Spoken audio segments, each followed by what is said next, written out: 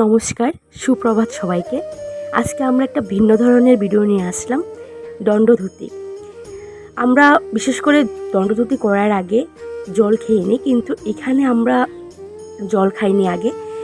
এখানে এমটি স্টমাকে খালি পেটে আগে আমরা স্টমাকে 5টা ঢুকিয়েছি। স্টমাকের 5টা ঢুকানোর পর তারপর স্টমাক থেকেই 5 টেনে জলটা খাওয়া হচ্ছে। তো একটু আলাদা ধরনের ভিডিও, যেটা আমরা বিশেষ করে আগে জল খেয়ে তারপর 5টা আমরা ঢুকিয়ে পেটটা ওয়াশ করতাম, কিন্তু এখানে একটু ভিন্ন রকম। এখানে আগেই এমটি স্টমাকে 5টা ঢুকানো হলো, তারপর স্টমাক থেকেই 5 টেনে জলটা খাওয়া হচ্ছে।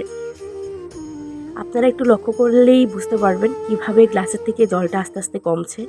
আর এটা আমরা সপ্তাহে একদিন করে খালি পেটে করতে পারি দণ্ডধুতি, যেটা আমাদের অনেকটাই উপকার করে। গ্যাস, অ্যাসিডিটি, অম্ল ইত্যাদি যে সমস্যাগুলো, ওগুলো থেকে মুক্তি পাওয়া যায়। পেটটা, আমাদের যে স্টমাকটা, সেটা একেবারে ক্লিয়ার করে দেয়। অতিরিক্ত কফ বা বিভিন্ন ধরনের সমস্যা থেকে মুক্তি পাওয়া যায়।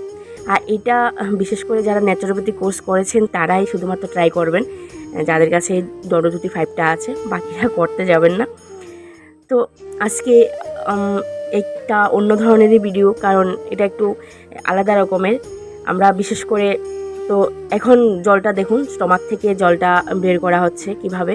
আপনারা ভিডিওটা লাস্ট অবধি দেখলে বুঝতে পারবেন স্টমাকে 5টা কতটুকু ঢুকানো হয়েছে, তারপর কিভাবে জলটা খেলো। এখন স্টমাকটা পরিষ্কার করানো হচ্ছে। দেখুন, সব কিছু বেরিয়ে যাচ্ছে।